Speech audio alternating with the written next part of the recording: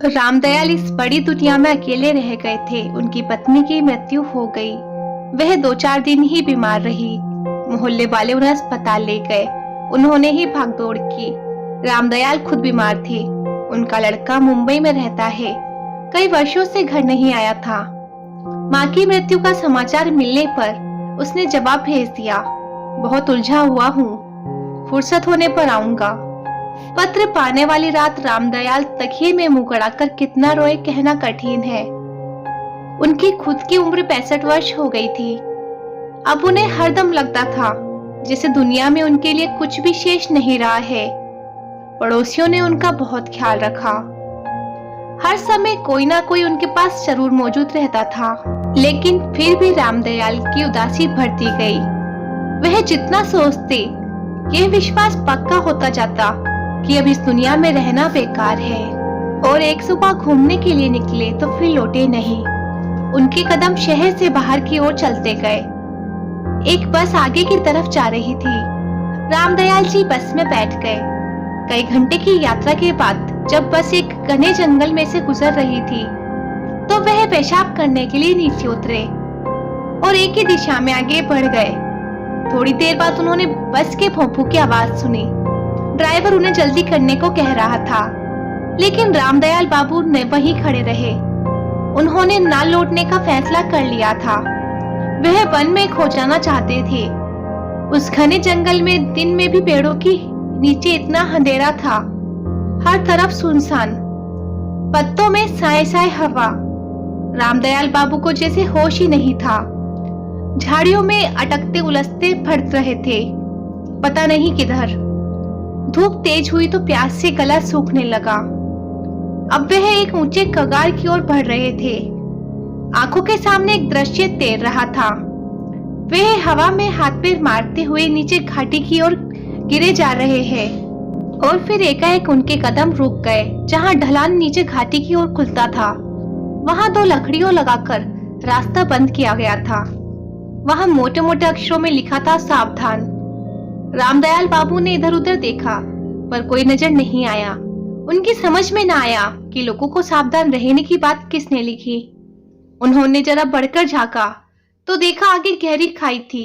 वह पीछे हटाए, न जाने क्यों उनका मन कांप उठा। वह एक तरफ बैठ गए। कुछ देर पहले रामदयाल आत्महत्या के लिए तैयार थे, लेकिन अब कुछ कुछ डर लग रहा था। वह कुछ देर आंखें मूंदे बैठे रहे, फिर उठे।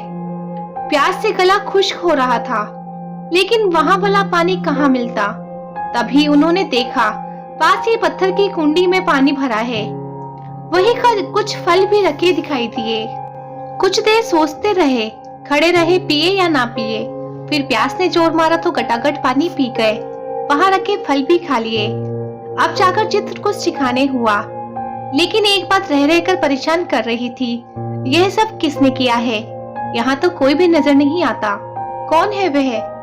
रामदयाल के मन से आत्महत्या का विचार निकल गया। वह जंगल में घूमने लगे। जगह जगह उन्होंने सावधान लिखा देखा। कई पेड़ों पर जहरीले फल भी लिखा था। उन्होंने पाया कि अगर वे सब ना लिखा होता तो कोई भी गिरकर अपने प्राण गंवा सकता था। घास में छिपे हुए गहरे गड्ढे, खतरनाक मोड़, जहरीले फल, सबके बारे में सावधान किया गया था। अब तक दोपहर ढल चुकी थी। रामदयाल जी ने जोर से पुकारा, मेरे प्राण बचाने वाले भाई, मैं आपके दर्शन करना चाहता हूँ। पत्तों के पीछे सरसराहट हुई और एक बूढ़ा हंसता हुआ सामने आ गया। उसने कहा, मैं बहुत देर से आपको देख रहा हूँ, कहिए आप यहाँ कैसे आ गए?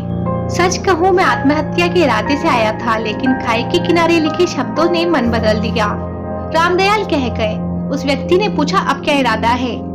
सोच रहा हूँ क्या करूँ, रामदयाल ने कहा और उनकी आंखें भर आई। बूढ़े के पूछने पर उन्होंने अपनी राम कहानी कह सुनाई। अब उन्होंने बात खत्म की तो उनकी आंखों से लगातार आंसू गिर रहे थे। एकाएक उन्होंने पूछा, लेकिन आपने अपना परिचय नहीं दिया। बूढ़े ने कहा, जो आपका परिचय है वही मेरा भी है। मेरा नाम है नरसिंह। क्या सुनाऊं, अनेकों वर्ष हो गए। एक दिन मैं अपने बेटे के साथ इस जंगल से गुजर रहा था, तभी बेटा घास में छिपे गहरे गड्ढे में गिर गया। वह इतना नीचे गिरा था कि मैं वहां पहुंच भी नहीं सकता था। मेरी दुनिया अंधेरी हो गई। पत्नी पहले ही मर गई थी, अब तो कुछ भी नहीं बचा था जीवन में। मैंने तय किया कि मैं भी उसी गड्ढे में कूदकर जान दे दूं। रामदयाल जी ध्यान से सुन रहे थे।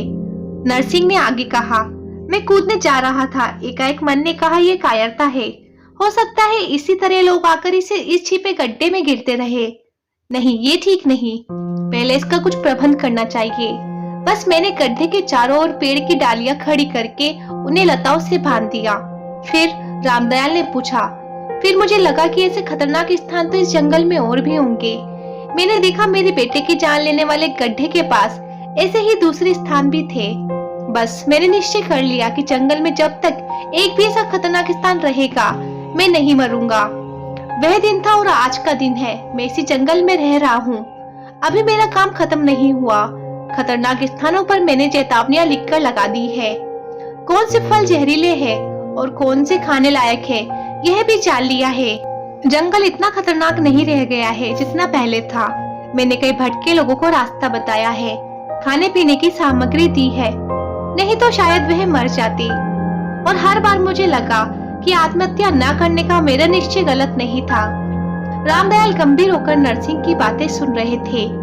एकाएक नरसिंह ने कहा, रात हो रही है, जंगली जानवरों का डर है, सुबह आपको जंगल से बाहर जाने का रास्ता बता दूंगा, आइए।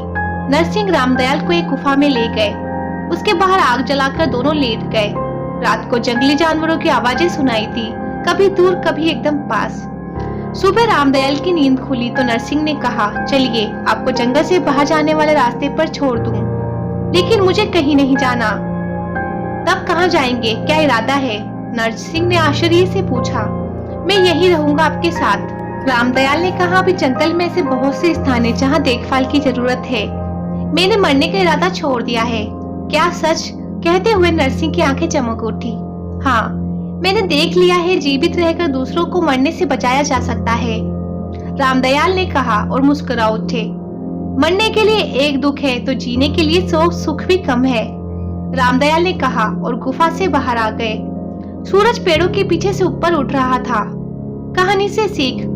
दोस्तों, इस प्रेरणादायक कहानी से हमें यह सीख मिलती है कि जीवन में कई बार ऐसी परिस्थितियां बन जाती है कि अक्सर मनुष्य मरने तक का फैसला कर लेता है, लेकिन ऐसा करना बिल्कुल गलत होता है। क्योंकि जीवन का अर्थ यह नहीं कि आप अपने लिए जिए, बल्कि जीवन का मकसद यह होना चाहिए कि आप अपने जीवन से दूसरों को क्या दे सकते हो। अतः जीवन तभी सार्थक माना जाता है जब हमारे जीवन से कोई प्रेरित होकर या हमारे कार्य से कोई प्रेरित होकर अपने जीवन में सकारात्मक बदलाव लाकर स्वयं को बदल पाया हो। तो दोस्तों, ये थी हमारी आज की कहानी। अगर आप लोगों को ये वीडियो पसंद आई है तो आप इसे लाइक कर सकते हैं, शेयर कर सकते हैं और ऐसी वीडियोस रोज देखने के लिए आप हमारे चैनल लाइफ लेसन स्टोरीज को सब्सक्राइब कर सकते हैं। Thanks for watching.